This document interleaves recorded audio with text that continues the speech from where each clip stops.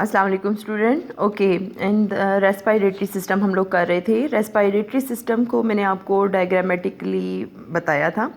मैंने बुक से भी थोड़ा सा आपको ब्रीफ करने के लिए, ये बुक में बहुत अच्छी डायग्राम दिखाई गई है। अगर आप अपनी बुक से भी देखें तो जो रेस्पिरेशन है वो नोज़ के ज़रिए जो है एयर बॉडी में एंटर होती है और वहाँ से ही ये ट्रैकिया के ज़रिए जो है ये लंग्स में, जो कि दो ब्रोंकाइज होती हैं, ब्रोंकाई सिंगल जो है ब्रोंकस और डबल को हम बोलते हैं ब्रोंकाई। ईच ब्रोंकस जो है वो लंग्स के अंदर आती है। ये मैंने आपको अपने जो डायग्राम के ज़रिए ज़्यादा अच्छे क्लियरली जो है बताया था। उसमें मैंने आपको ख़ुद से भी जो डायग्राम बना के दिखाई थी उसमें मैंने आपको बताया था कि इस तरह से ये ब्रोंकाई जो है वो ब्रोंकस जो है, दो ब्रोंकाई, टू को ब्रोंकाई बोलेंगे, और एक ब्रोंकस जो है इस तरह एयर को लेकर आती है इन डक्ट्स में, जिनको हम ब्रोंक्यूल्स बोलते हैं। और ये ब्रोंक्यूल्स जो है ये एयर सैक्स में खुलती हैं। यहाँ पे असल में मैं आपको बुक में से एयर सैक्स दिखाना चाह रही थी। इसमें कैपिलरीज़ बहुत क्लियर ये आपको नज़र आ रही हैं, कैपिलरीज़ बड़ी क्लियर दिखाई गई हैं। कैपिलरीज़ उनकी छोटी छोटी नालियाँ हैं। ये ब्लू और रेड कलर का जो नेटवर्क्स आपको नज़र आ रहा है ये है कैपिलरीज़, और ये कैपिलरी से ऑक्सीजन जो है एयर सैक्स के अंदर जाती है, और एयर सैक्स जो है यहाँ से ऑक्सीजन को लेती हैं और कार्बन डाइऑक्साइड को जो ब्लड के अंदर होती है वो यहीं से जो है वापस मुंह के ज़रिए निकाल दी जाती है, इसी रास्ते से। जैसे एयर ऑक्सीजन आती है इन एल्वियोलाई के अंदर, इसी तरह एल्वियोलाई से कार्बन डाइऑक्साइड जो है, जो कि बॉडी से कलेक्ट की हुई है, वो वापस जो है निकाल दी जाती है उसी रास्ते से। ये है हमारा रेस्पिरेशन। इसके बाद इसके अंदर एक जो है हाउ डू वी ब्रीथ, कि हम ब्रीथ कैसे करते हैं, ये असल में आज हमारा समझने वाला टॉपिक है। How do we breathe. Our lungs have no muscles and two types of muscles work during the breathing process. जो ब्रीथिंग प्रोसेस है उसमें हमारे टू टाइप्स के जो मसल्स हैं वो हिस्सा लेते हैं। उसमें क्या है, the intercostal muscles of ribs, हमारी रिब्स हिस्सा लेती हैं, intercostal muscles of ribs, and the dome shape diaphragm. यानी दो चीज़ें जो हैं वो हिस्सा ले रही हैं। अगर आप देखें तो एक तो हमारे मसल्स ऑफ रिब्स हैं और दूसरा dome shape diaphragm. The process of breathing is complete in 2 steps, और वो 2 स्टेप्स कौन से हैं, इनहेलिंग और एक्सहेलिंग।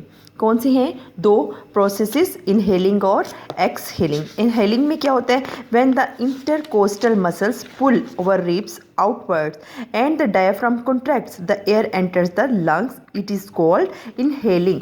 अब क्या है कि जिसमें इनहेलिंग में क्या हो रहा है, व्हेन द इंटरकोस्टल मसल्स पुल, खींचते हैं और उनमें रिब्स जो हैं वो आउटवर्ड की तरफ आती हैं, बाहर की तरफ रिब्स निकलती हैं, और जो डायाफ्राम है वो कॉन्ट्रैक्ट कर जाता है। डायाफ्राम जो है वो कॉन्ट्रैक्ट करता है और वो कॉन्ट्रैक्ट करके बिल्कुल स्ट्रेट सा सीधा सा हो जाता है। अगर आप इधर डायग्राम में भी देखें, इधर ये इनहेलिंग में क्या हुआ है कि डायाफ्राम जो है वो डायाफ्राम किस तरफ से आपको दिखाया जा सकता है। अगर आप इसमें देखें, यहाँ पर ये नीचे ये डोम शेप, एक ये बेली से ऊपर एक ये जो पोर्शन बना हुआ है मसल्स का, इसको हम बोलते हैं डायाफ्राम। यानी अगर इसको मैं थोड़ा सा खुद से बना के बताऊं तो इनहेलिंग में ये जो हमारी रिब्स के नीचे ये जो डायाफ्राम है ये इस तरह से करके होता है, ये डोम शेप मसल्स होते हैं। यहाँ पर ये बिल्कुल जो है, यहाँ पे आप देख रहे हो कि ये बिल्कुल स्ट्रेच सा हो गया है, जबकि इन द एक्सहेलिंग में क्या हुआ, ये बिल्कुल कॉन्ट्रैक्ट कर गया है। इसमें एक्सहेलिंग में ये क्या हो गया है, बिल्कुल डायाफ्राम मसल्स जो है वो रिलैक्स करके, और इसमें जो है ये जो मसल्स हैं इनहेलिंग में कॉन्ट्रैक्ट करते हैं और इसमें जो है मसल्स रिलैक्स कर जाते हैं, और इस वजह से इसकी शेप इस तरह से बनी हुई है। अगर आप इनहेलिंग और एक्सहेलिंग को अपने पर्सनली भी करके देखें तो आप देखेंगे कि जब आप इनहेल करते हो तो जो रिब्स हैं वो बाहर की तरफ आती हैं और डायाफ्राम जो है वो कॉन्ट्रैक्ट करता है। डायाफ्राम हमारी रिब्स के नीचे वाले मसल्स हैं। डायाफ्राम क्या है, हमारे रिब्स के नीचे वाले मसल्स हैं। ये क्या करते हैं, ये कॉन्ट्रैक्ट कर जाते हैं, और इसके कॉन्ट्रैक्ट करने की वजह से एयर जो है वो एंटर होती है हमारी बॉडी के अंदर। और एक्सहेलिंग में क्या होता है, जो हमारे इंटरकोस्टल मसल्स हैं वो डायाफ्राम जो है मसल्स रिलैक्स करते हैं और एयर जो है वो मूव करती है out of the lungs. It is called exhaling. This is the process, inhaling और एक्सहेलिंग। और इसमें क्या चीज़ हिस्सा लेती है, इसमें हमारा मसल्स हिस्सा लेते हैं, एक रिब्स के मसल्स, और उसके अलावा क्या हिस्सा लेते हैं, इसमें डायाफ्राम जो है। डायाफ्राम क्या है, डायाफ्राम हमारी बेली से ऊपर पाए जाने वाले मसल्स हैं। ये दोनों चीज़ें जो हैं इनहेलिंग और एक्सहेलिंग इनको कंप्लीट करती है।